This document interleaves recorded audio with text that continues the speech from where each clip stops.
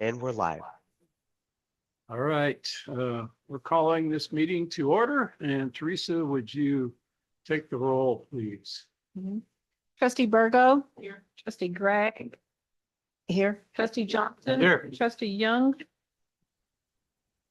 Trustee. Here. Trustee Lemunion. Present. Trustee Pandolfi. Here. Trustee Step. Liz. Trustee Thompson. Here. Trustee Wilson. Trustee Wyckoff. Here. Thank you. You have a quorum. Hey, would you join me in the Pledge of Allegiance?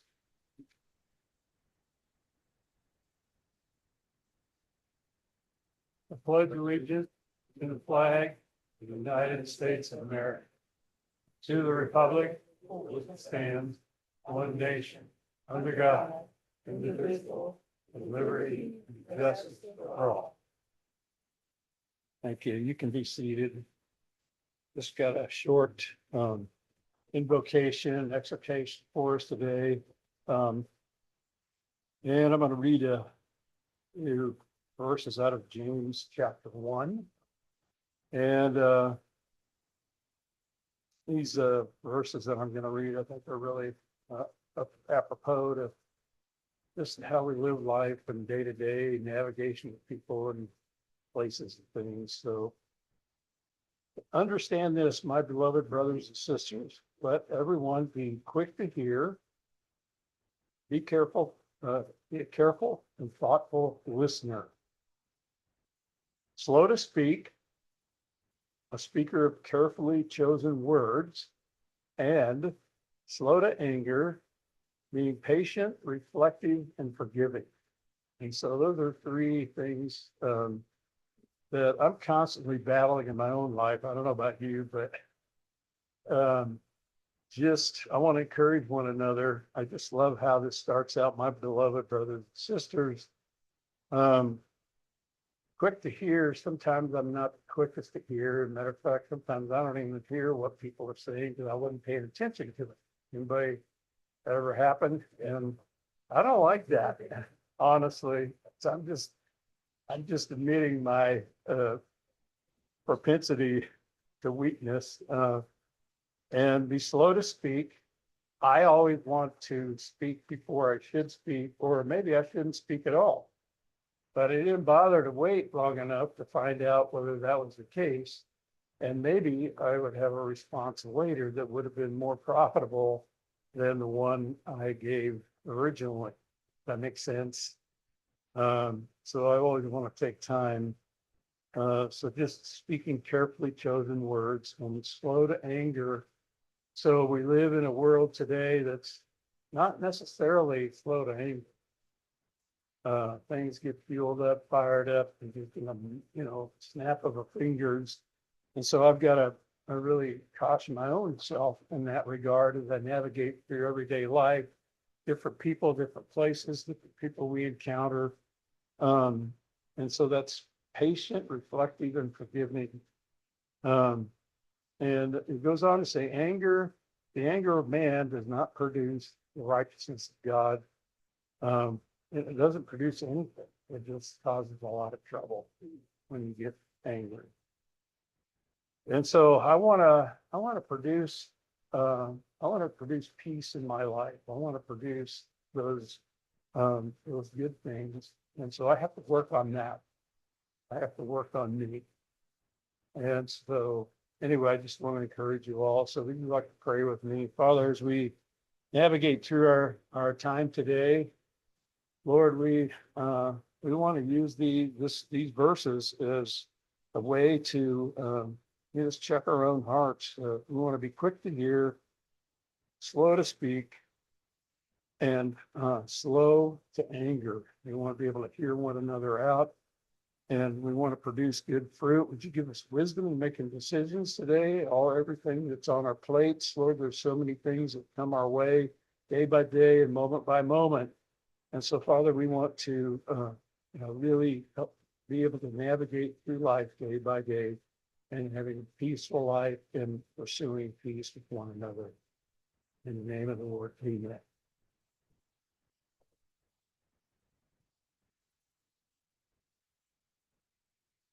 So, I have a motion to approve the agenda today.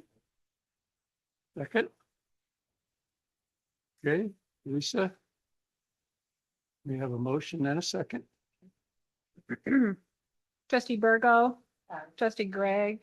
Aye. Trustee Johnson. Aye. Trustee Young. Aye. Trustee Lazio. Yes. Trustee Lemunion. Aye. Trustee Pandolfi. Aye. Trustee Step. Trustee Thevis. Trustee Thompson. Aye. Trustee Wilson. Trustee Wykoff. Aye. The motion carries. Thank you. You're welcome. Moving on to consent agenda. Do I have a motion for the approval of the consent agenda? Thank you, Joycelyn. Second. I have a motion and a second, Teresa. Trustee Burgo. Trustee Gregg. Aye. Trustee Johnson. Aye. Trustee Young. Aye.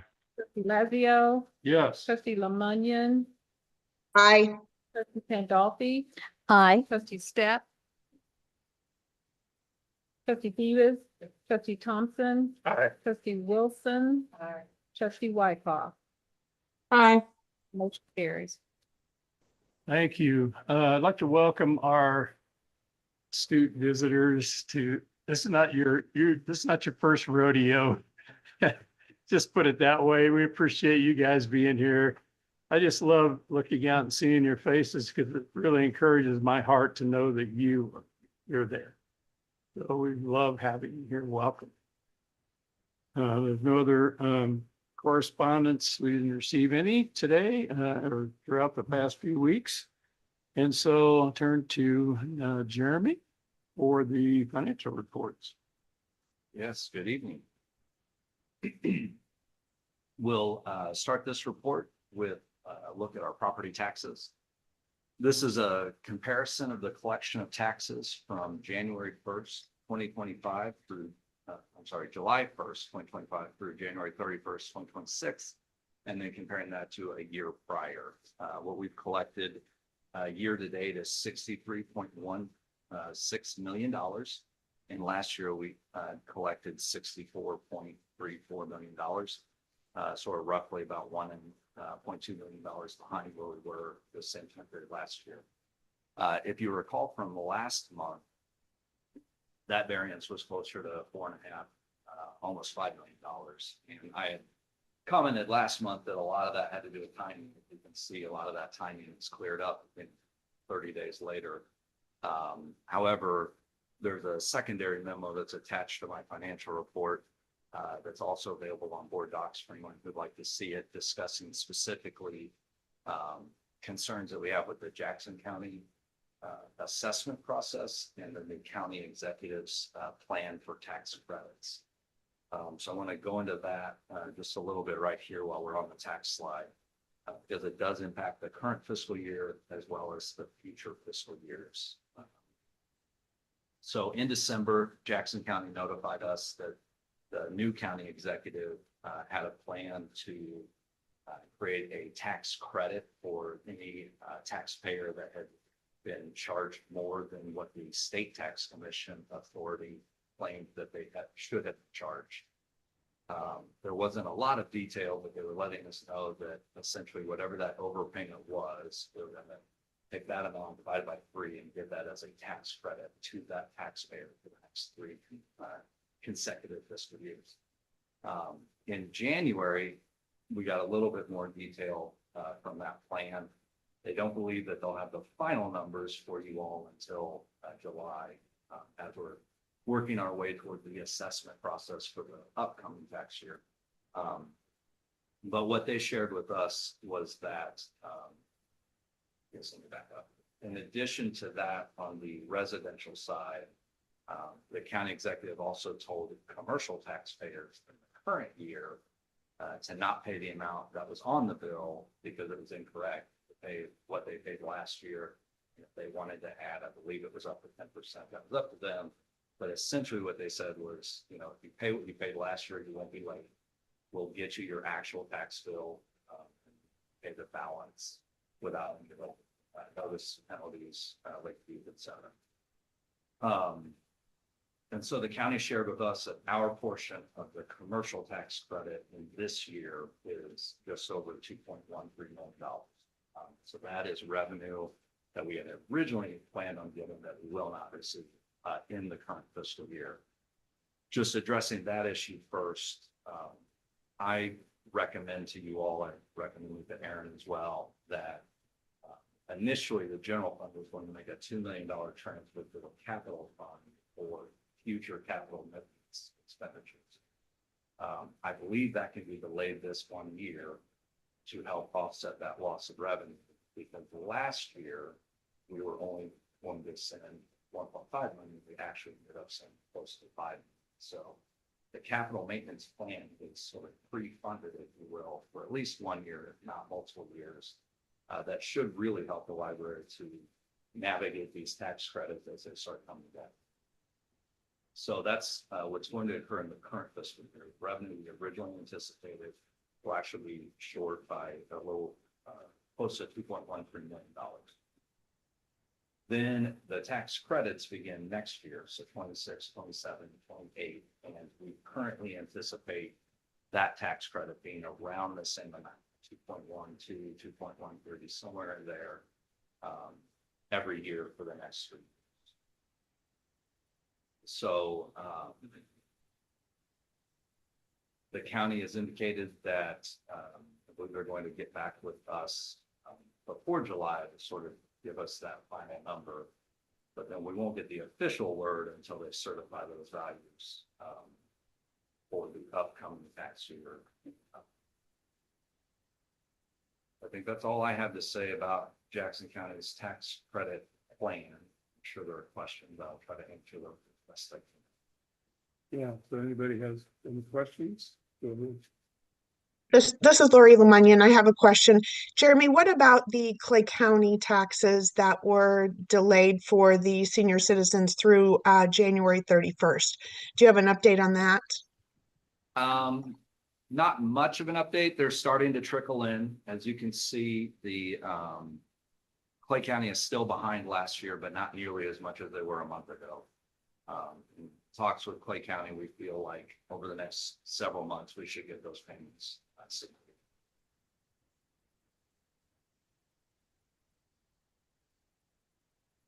Anyone else have any questions?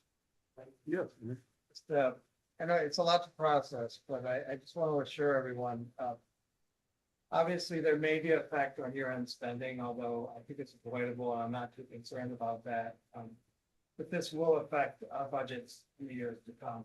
And obviously, it affects the plans for headquarters. So our plan right now is to get a firmer understanding of what the impact on revenues will be for the next 3 years. Revise the timeline and revise our budgets to absorb this reduction in revenue. I don't think it completely kills the idea, but it definitely stretches out the timeline. So we will be coming back to the building committee with a recommendation on that. And as we get into the budget season, I think you'll see changes in reductions in the amount we're requesting to operate certain areas of the law.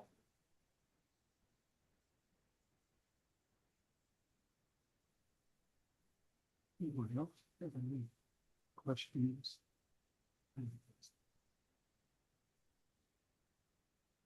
Okay. We'll move on to the next slide. Okay. This is a look at cash. Gotcha. Right now, our cash at the end of January is 57.6 million. As you can see from this chart, it's higher than it's been in the last several years. So what was a cash concern for the library when I first got here has been alleviated, thankfully. And the library is in a stronger cash position, as you can see from this chart, than we have been in the last several years.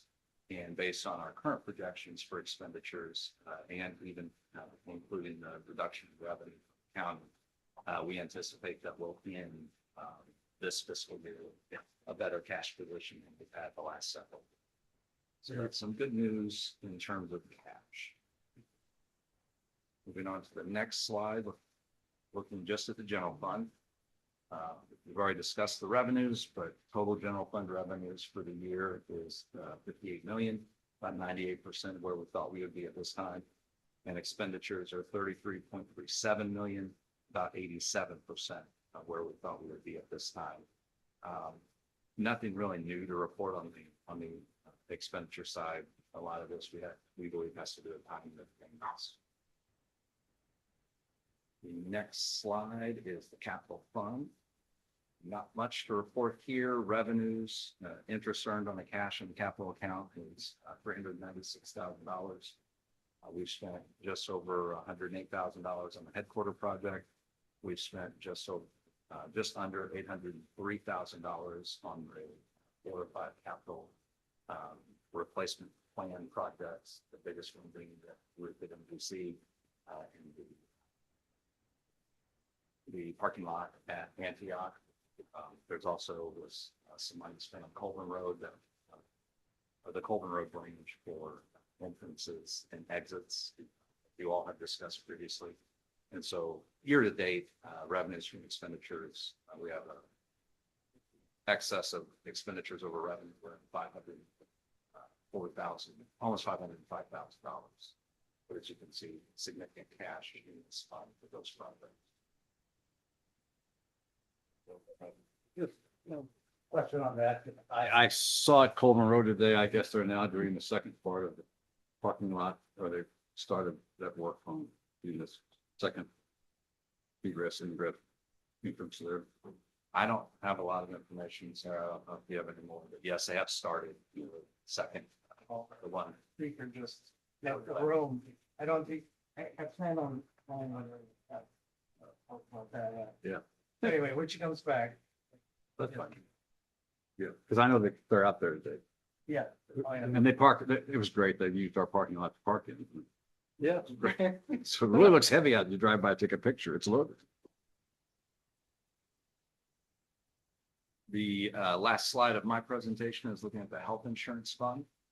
We've brought in $2.8 million. We have expenditures of 2.2 million. So right now sitting in a positive cash flow for the year of just under 595,000. So I don't want to put you on the spot, but the slide before this, the capital fund. Oh, yeah. Colburn Road, the second entrance has started. I do not have a timeline for it. I actually meet with Aaron Gordon tomorrow, so I'll know more then. But the sectionizer, the big metal box that's out there, Evergy has indicated that they do want to replace that. And he's not been given a timeline for that either. But he is going to continue to work with them and minimize downtime for the branch, because when they do that, they will have to cut power to the branch for a little while. And he's trying to keep that as short as possible. It's moving finally.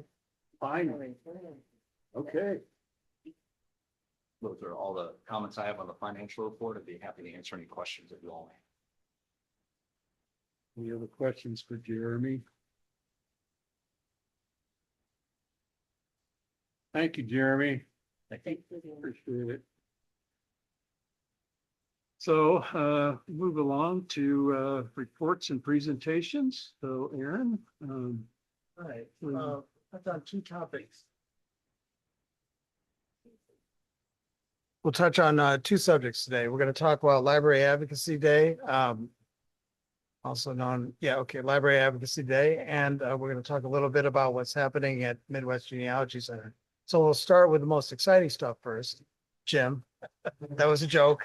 Katie, yeah. Yeah. So I didn't even. Okay, good evening, everybody.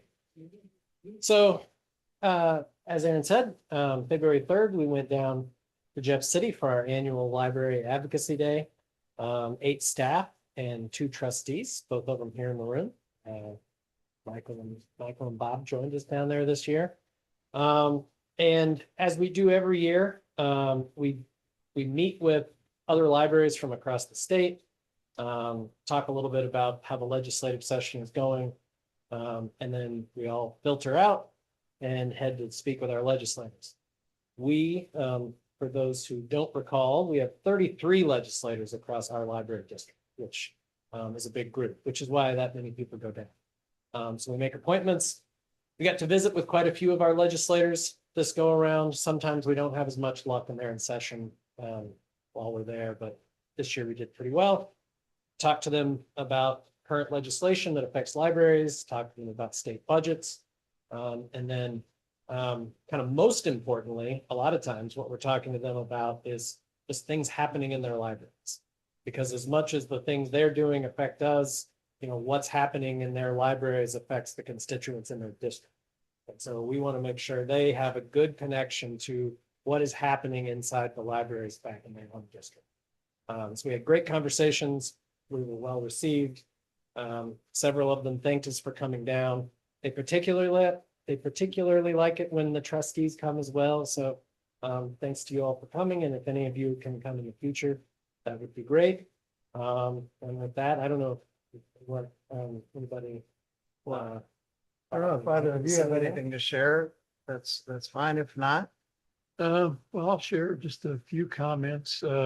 This is the second time I've gone, and it was eye-opening the previous year because I'd never gone before and I wasn't quite sure what to expect when I went, and I wasn't quite sure what to expect this time either, but it was hopefully a little more prepared. But I really enjoyed meeting with our elected officials, just having a chance one-on-one, face-to-face. Had a lot of great conversations, just getting to know what they're all about and them asking, you know, questions about the library and trying to just help navigate through all those things. But it was a very worthwhile day. I was pretty tired, especially after, you know, it's a long way down and a long way coming back, but I felt like it was really worth it. To me, I'm not sure I did any monumental things while I was there other than just have conversations and get to know people. And I do know some of the legislators personally, and actually I didn't get to visit with either one of them, you know, just that's just the way it worked out, just busy, you know. But I met some new ones that were really, really phenomenal. So Bob, do you have anything you'd like to? Yeah, just a couple things. First of all, on this picture, I am there. I was in the Capitol that day. I was actually in the building, but I was wondering if you were there. yeah. Like, where is he? Well, I was doing that function. I was obviously talking with a couple of legislator types. And I think what's positive for me is I did get to talk to a member of the House from Blue Springs that I did not know. And I think maybe this was her first, she's in her first term. So that was more interesting because this is a new probably public group from back home that had visited her. And I think it was very positive that we were there. And yeah, I also concur that the 4 legislators I talked to were very positive about Mid-Continent. And so I do think that probably if more trustees come, it does make it better for, because we have 3 counties that obviously we represent. So no, and I look forward to it. It's a good visit. yeah, and most importantly, we had a great team of staff that came with us. As Jim said, we have 32 legislators that we need to connect with. And we brought some of our seasoned veterans down to preach the library gospel, and they did an excellent job. And so I'm very thankful for the staff that joined us. It's a huge time commitment. And I think it pays off. It reminds us of why we're here. And also reminds others of why the library is important. So thank you to all the staff that joined us. I would concur that one of our staff members, she just rolled on about Mid-Continent. She could answer any question that particular legislator had. I just sat and listened. Yeah, Let Yeah. her talk. same thing that I did. And so staff, you know, and of course, Jim and Diana are sitting here and they're just the 2, the rocks. I just call them the rock of the library. So they're really great. So thank you for all you do. just the way you represent the library and go about that. And Cody, Cody's back there somewhere. So kudos to Cody as well. He gets things started, kicks us off, has a great speech all lined up, and so that, thank you very much for that, Cody. All right. So now on to the truly exciting topic. With us today is Katie Smith. She's the director of the Midwest Genealogy Center, and we've been quietly pushing forward a new initiative at the center. Go on up. Yeah. And Katie's going to talk a little bit about the work we're doing around digitization and the plans we have for the coming year. So I will turn it over to Katie and Thank you. I'm excited to be here tonight to share a very brief update on something equally exciting that we're building at the Midwest Genealogy Center. It's a new department that we're tentatively calling the Digital Engagement Archives Department. So a lot of words in there, but it is grounded in the idea that people's stories matter and libraries have a responsibility to care for those stories. And so you'll hear the word digital in the name of it and digitalization with the work that we're doing on it, but it really is grounded in the heart of it is about people, their stories, their histories, their memories, and in many ways that the community makes sense of who we are and how and where we came from. It's very much an extension of what MCPL already does very well, and that's connect people to information, to each other, and to a sense of belonging. So our hope is that this new department will give us some new tools and some more intentional structure in order to carry some of this work forward. And as we began shaping this department, one idea kept coming up again and again, and that was that the stories of the past and the stories of the present belong together. And so these stories of Clay, Jackson, and Platte County really is the story of MCPL. MCPL is really the stories of Clay, Jackson, and Platte counties, and our collections, maybe specifically at MDC, already hold 200 years of this history. And so what we're doing now is making sure that the next chapter and the next chapter and the next chapter are equally cared for and preserved. And so as our communities grow, our story can also grow with them. And that begins with being good stewards of the records that we already have. So I just mentioned that MGC already holds about 200 years of history of this area. And these are extraordinary community assets, original documents of families and neighborhoods and institutions and how our communities have changed sometimes over generations. And so one of the core responsibilities of this new department is to preserve these records, to digitize them. So for preservation purposes, but also that we can expand access to them and also create new ways for the public to engage with our records with them. And as we build this new department, we're hoping that it will allow us to expand our capacity, but also our capabilities to take in additional significant and historical records in the future as they become available. So all important records in our area have a public trusted home with us. And at the same time, we are feeding into contemporary community documentation. So we're just not preserving the past, but we are making an intentional choice to document the present. So future generations don't inherit gaps in the story of who we are. So this means proactively and thoughtfully going out and working with the communities in Clay, Jackson, and Platte counties to document all the events and the experiences and the stories and just the everyday life of our communities that could look like oral histories or photography or collecting documents or just capturing the art and architecture of the area. It's really about making room and space for all the voices and all the stories and all of our communities. And this is how we make sure that the story of our region is not just about our people, but it is with them. And that they are part of the storytelling process. And this brings us to the very human reason behind this work. We all like to have a why before we start any big projects. And when someone sees themselves reflected in the library, they can experience something very powerful. And that is that their life matters. And libraries are very trusted places, maybe some of the most trusted civic institutions around right now. And so when people come to the library, they just don't come for information or their favorite book, but they come for credibility and for continuity, which can be very important in our fast-pacing, ever-changing world. And so by preserving and collecting and sharing and protecting the stories of our communities, we're offering them a sense of belonging. And we are saying to them that their experiences deserve to be remembered, and that their story is now part of our story. Very simply, I believe in this work.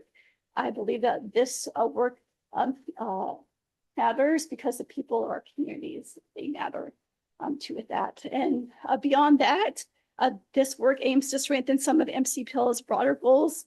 Digitalization, online access helps us reach people beyond our walls. Community documentation deepens relationships with residents and local partners, and placing this work visibly in one of our public facilities at MGC helps draw a new audience into the library. People who may not have thought of the library as a place for them, but who will now come to engage with local history, share their stories, and participate in some very exciting community projects that we hope to have.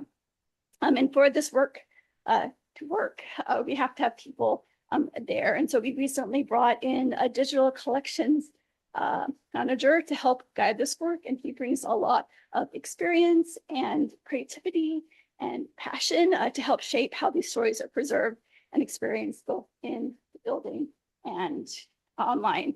Ultimately, this department and the work that we do positions MCPL to continue to lead in how libraries serve their communities, not just providing access to information, but by caring for the stories and experiences that shape who we are.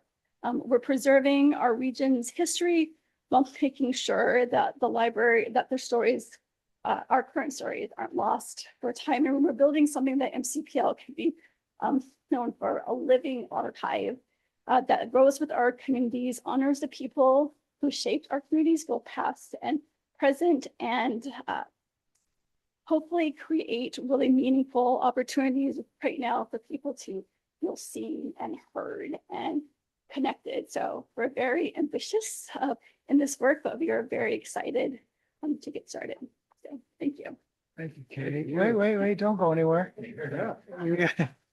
Just a quick note here that, okay, MGC is this jewel of the system, right? And Katie and I have just been thinking about what would it take to make it relevant in the next 5, 10, 20 years, right? And these gaps that she mentions, both in terms of time and coverage, are very important, right? Like the demographics of the late 1800s were very different than they are today. That would be one example. The visual stories that are told from, I don't know when history begins and ends with photographs in your collection, but I remember my old job, it was as if time stopped at like 1970s or 80s, like, you know, and so young people had nothing to look at that they were particularly interested in. They got tired of seeing the same, you know, headshots of the same dignitaries over and over again. So like in Cleveland, we tend to curate collections with young people and future users in mind. And so I think you have a good team in place to do that. So Katie, one more thing, tell us a little bit about your background, like before you got to MGC. Sure. So I've been with MGC, it'll be 4 years in June. Actually, going way back, I actually started as a page at the Colburn Road branch a long time ago. When I was in high school, it was the old Colburn Road branch that was just, it barely opened, so it was just that square box. With it, I've been working in libraries and archives for over 2 decades. I worked at Kenyon Regional Library for a while before I went to library school. But I went to library school in the Washington, D.C. area. I studied to be an archivist. And so I was an archivist with the United States tenant for about 12 years.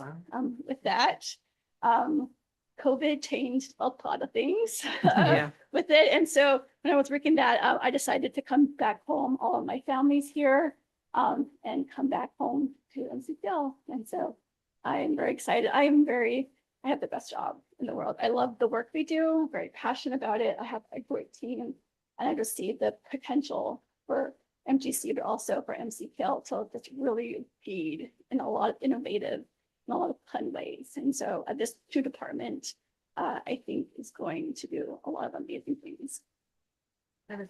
Quick question. Mhm.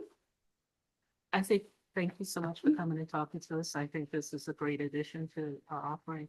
How would a patron who wants a story archived or wants to pursue that, what's the best way for them to get that started?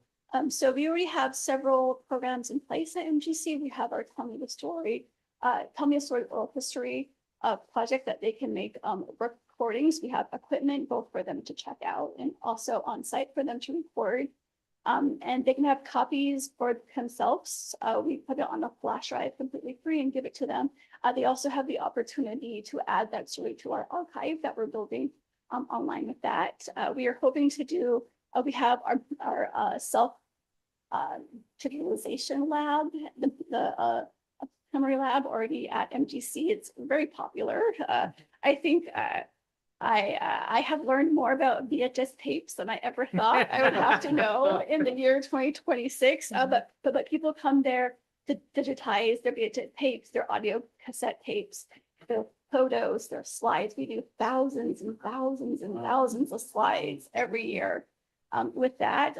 But with this new department, again, we are hoping to go out in the community, do more community archiving days to meet the people where they are. We're custodians, and so we're hoping to do more out in the communities archiving days that we're scanning in stuff. If they want to donate it to MGC, fantastic.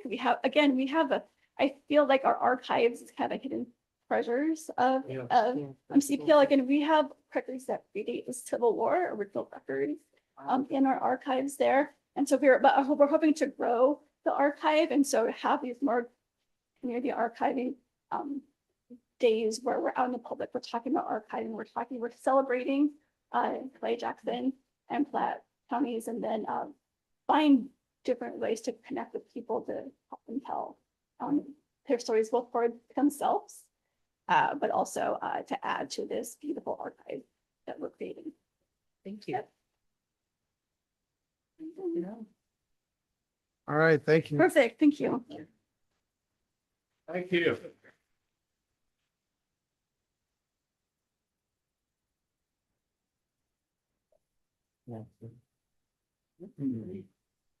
There is no unfinished business, so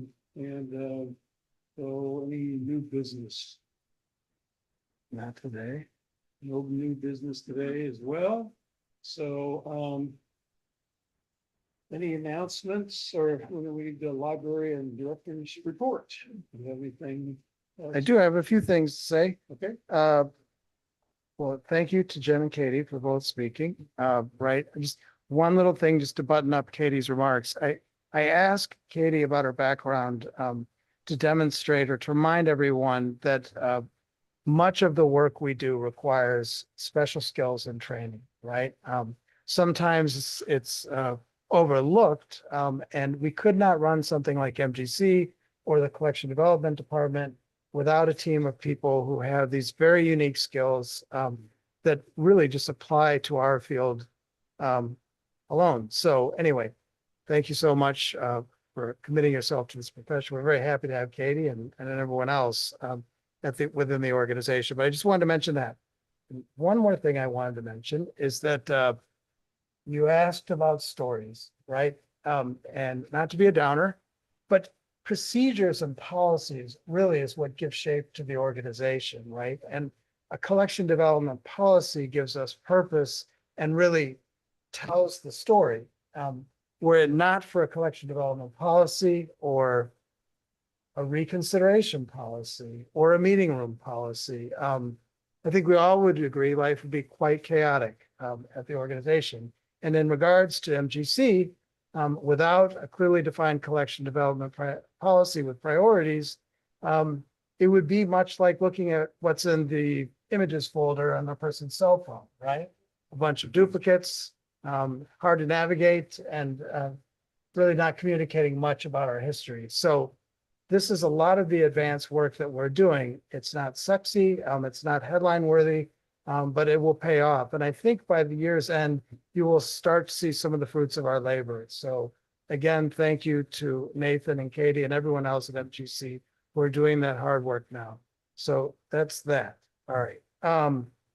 Now, it is a sad day for the organization, or not a day, this is a sad board meeting, because it's the last board meeting that Jeremy Wilmeth will be with us.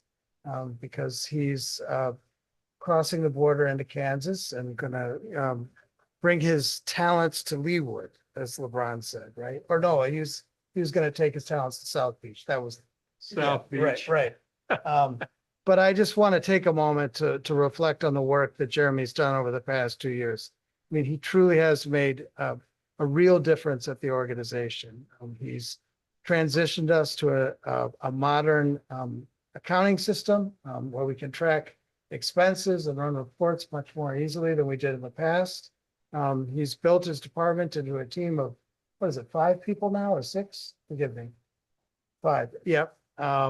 Tighten financial controls. He's done an excellent job standardizing our monthly reports. And anyway, just an all-around honest and a very creative finance professional. And I'm very grateful for the time that you've spent with us. I'm sad you're leaving, but nonetheless, an HR director from my past once said to me, it's better to have an excellent employee for 6 months than an awful one for a lifetime. Jeremy's been with us for 2 years, and but you get the point. Yeah, right. I hope so. Yeah, I mean, anyway, I'm. All right, well, anyway. Yeah, wow. Well, I mean, if you've ever been in this spot, you know what it's like to have Yes. one that's kind of a dud, that's gonna stick around and but I don't have any of those on my team. They're all great. Yeah, thank you, Jeremy.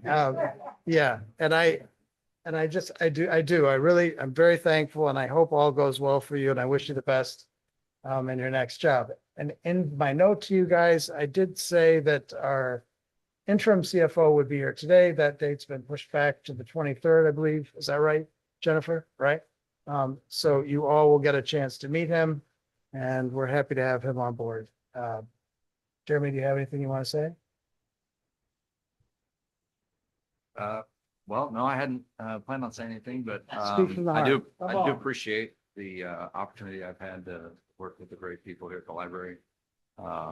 Aaron is, showering a lot of that on me, which I appreciate, but nothing happens in a vacuum, as you all know. So great cooperation and collaboration across the organization to led to the results that frankly you all deserve. So I'm happy to be a part of that.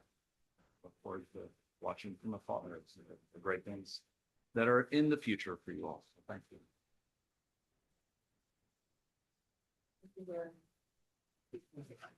Yeah, I just have to say, Jeremy, thank you.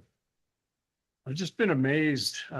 Jeremy's one of those quiet, unassuming people that just do an amazing job, and they don't draw attention to themselves.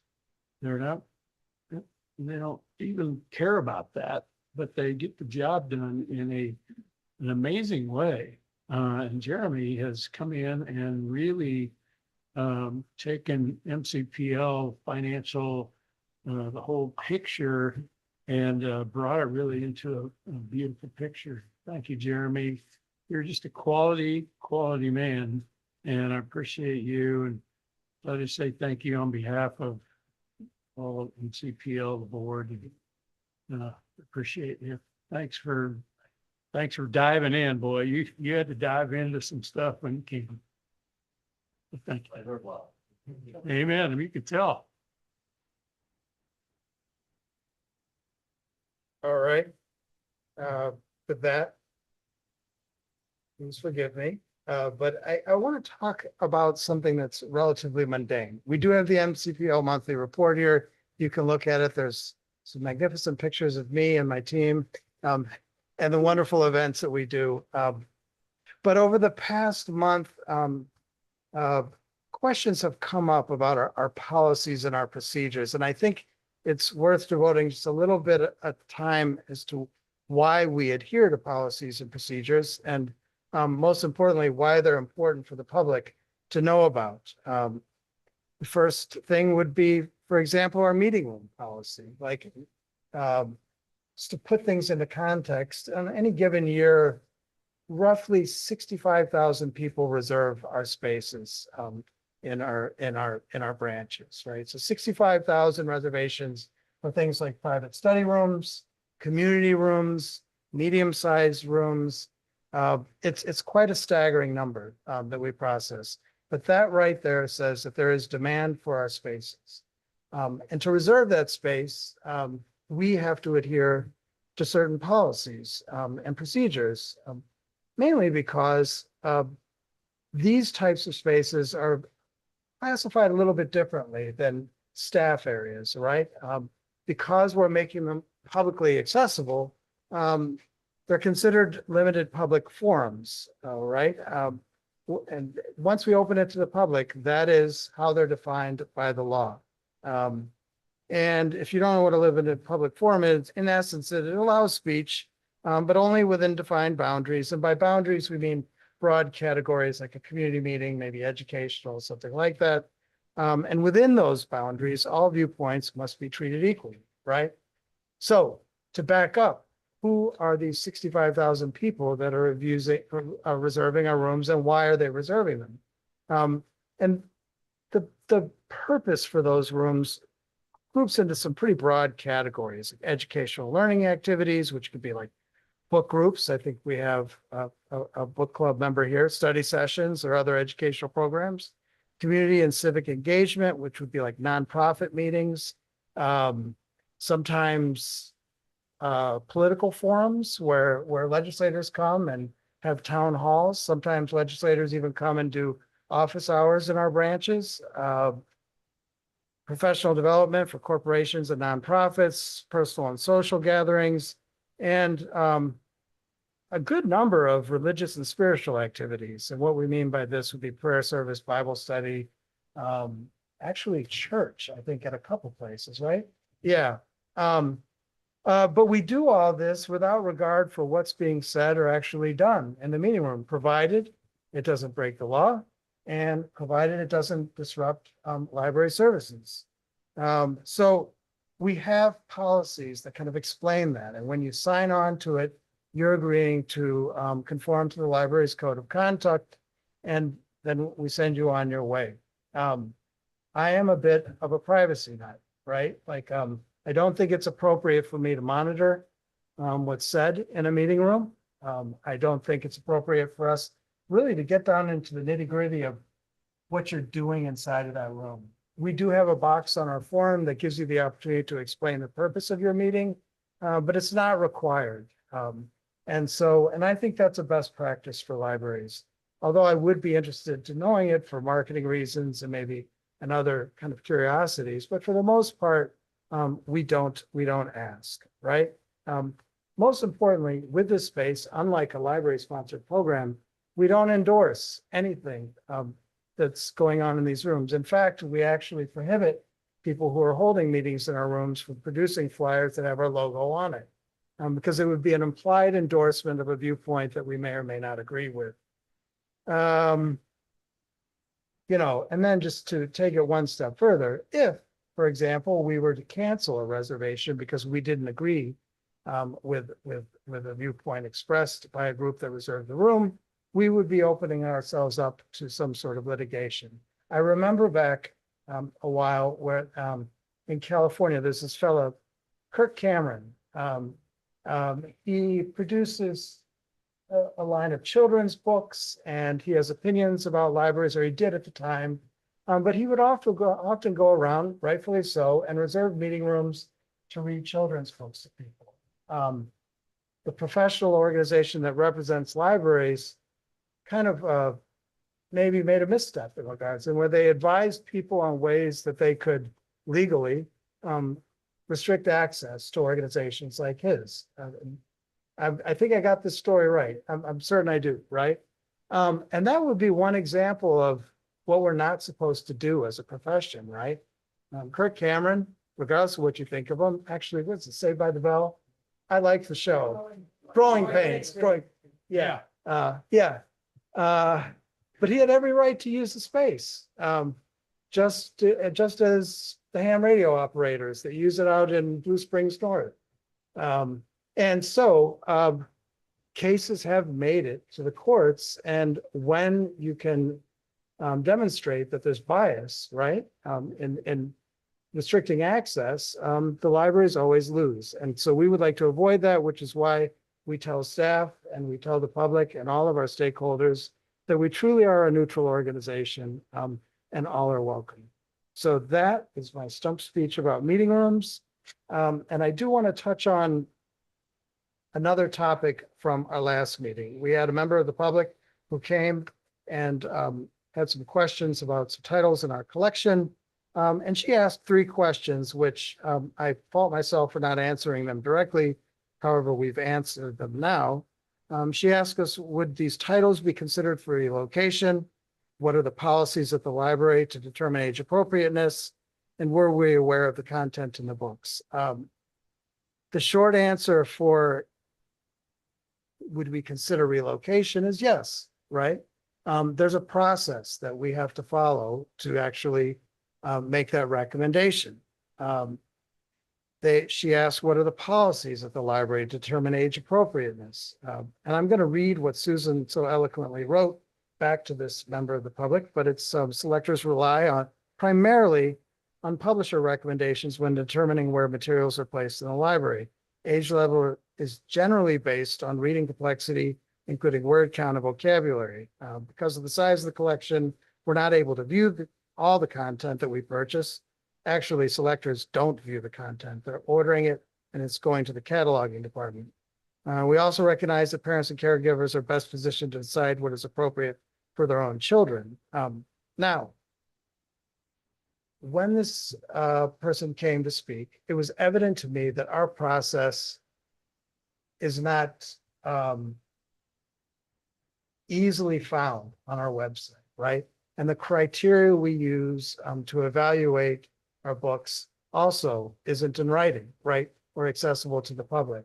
So since that time, we've taken some steps to change our process, to look at a set of objective criteria that we could use that wouldn't limit us specifically to what the publisher recommends. And we've updated our policies in the website to reflect that. So now if you were to go online and type, was it reconsideration request? You would see our policy there. You would see the criteria that we use to evaluate materials, and you would see the form you need to fill out to request reconsideration. What was once a 5-step process is now a 2-step process. There's a committee of 5 that's appointed by me, 5 staff members who are each with different backgrounds, right? So we have people from the collection side, we have people from programming side, we have public services staff from out in the branches, and together they evaluate materials. Typically, by our estimate, it would take us 30 days to get through the first step of this process, right? The criteria is listed on the web page. You can all look at that. If a person is not satisfied with the result of that, then they could appeal and it would come to me and I would make a final decision. But I think people lose faith in organizations. 1, if we don't follow our own policies, and 2, if we're not transparent. And so our plan here is to make it a much more transparent process. And so everybody really understands how it is we arrive at our decisions. So that concludes my policy speech. I hope I didn't bore you to death, but it is important, especially when we're dealing with taxpayer dollars. If it's willy-nilly, it's which, we're going to make decisions based on whatever way the wind is blowing. Taxpayers within our district have a valid grievance, right? If we're just arbitrarily making decisions based on political winds. So, nonetheless, I think it was ultimately a productive conversation we had with that individual. And we are moving through the process and hopefully it gets resolved sooner rather than later. All right, what else did I have? I think that's pretty much it. Yeah. So, all right, good. I did it in less than 15 minutes. Yeah, good job. All right, so anyway, thank you for hearing me out. So is there any other announcements? All right, let's see here. These are just kind of run-of-the-mill meetings, Yeah. many of which are tentative at this point. I don't see anything big other than March 12th is my sister Mariah's birthday. Yeah, so, yeah. I just have, if it was on the building committee meeting on the 26th of March. Yes. You know, I haven't made this time. No, wait a minute, actually, I think on the one, we have one. On the next week, yeah. Do we have anything on March? Oh, sorry, but yeah, do we have anything on February 26th? No, they're listed on there. It's just your reoccurring date, a placeholder if you want to have a meeting that day, but we do not have one Well, scheduled. I don't have, I don't know.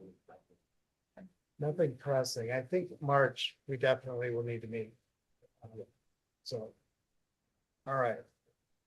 This is Lori Lemunion. Aaron, can I go back to your statement that you just made prior to the announcement and ask, so you mentioned that Susan did address the ladies that came to our last meeting, and was there action taken on some of the materials that they had mentioned and asked to be relocated? Well, yeah, so that's what I was getting at. So we reached out and explained the importance of process and provided them with the needed forms. And I believe they were, well, I know they were filled out. And that, yeah, that reconsideration process has begun. And like I said, we hope to have resolution sometime at the beginning, end of the month, beginning of next month. Thank you for clarifying. You're very welcome. Any other questions from anyone?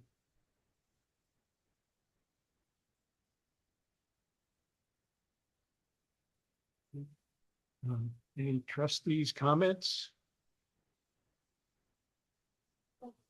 I think this is an amazing picture. Thank you.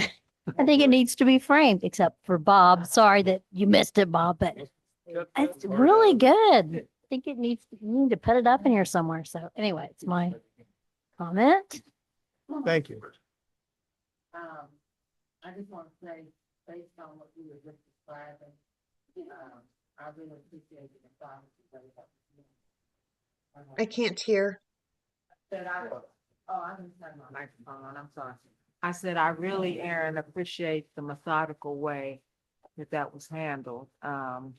Because I don't think that will be the first time that we hear those kinds of concerns, and it is important to have a process. Right. So I really do appreciate that. Thank you.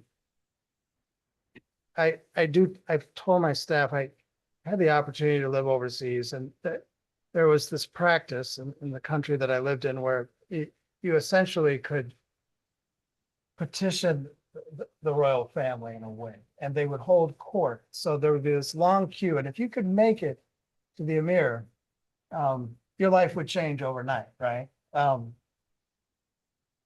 don't mean to speak negatively of certain systems, but that really isn't the system that I want to live under, right? You want to know that everyone is treated fairly. And there's a process that applies to everyone and is easily accessible. I'm not denying that I thought maybe I should try to get in that line and see if, I could have my request granted by the Emir, but I never got that opportunity. And so while this worked as it should work, we were made aware of some gaps in our process and the information that we share with the public. I mean, I am sympathetic to a person who doesn't understand how it works, or I was. Now I think we're doing a much better job. So she brought it to our attention, and we're going through the process.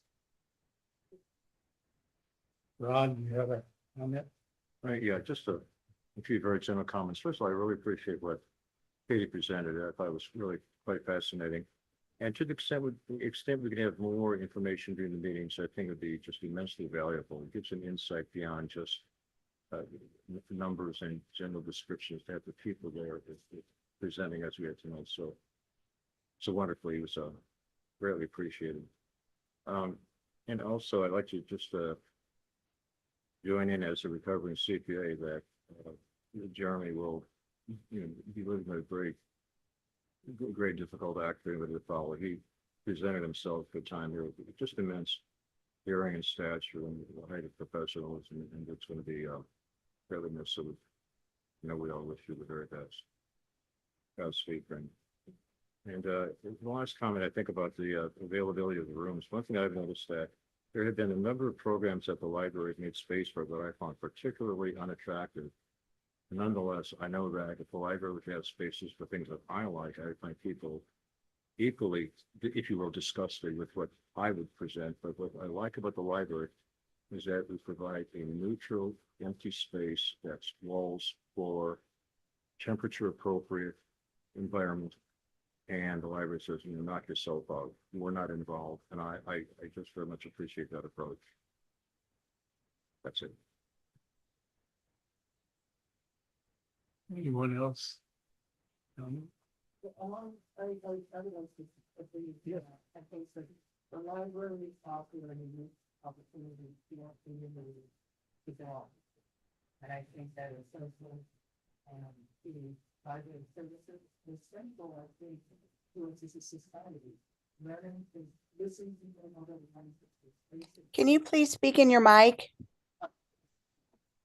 Mike's on.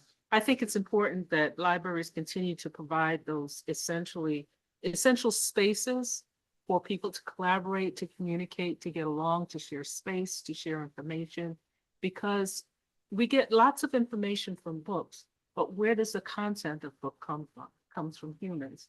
And I think that in our world today, I think it's very important that we continue to share our stories, our experiences, our thoughts. We don't all have to agree, but we're all on this one rock together. I think libraries offer that unique space where everyone could come and feel that they're able to do that. So I'm very thankful for our processes. I'm very thankful to libraries in general that offer that service. Thank you. There's one other thing about the meeting room policy that I failed to mention. No matter who you are, if you're holding a meeting in our community room, that is a public meeting, right? It's not private. So whatever's happening in those rooms, and no matter what they're talking about, you as a taxpayer have a right to enter that room and listen. And again, I just say, provided you adhere to our conduct policy. You may very well hear something you don't agree with, but nonetheless, we are all about access. So everyone has the right to do that. And I encourage them to do so. Anyone else? I have a final thought. I just want to tell Jeremy, you will be sorely missed. Sorely missed. And we wish you the best. Yeah, and your family. So thank you so much for all your diligent work diving into some messes when you got here. And help us navigate through those things and come out on the other side. Thank you. All right, anyone else? All right, I have a motion to adjourn the meeting. Okay. I guess everybody in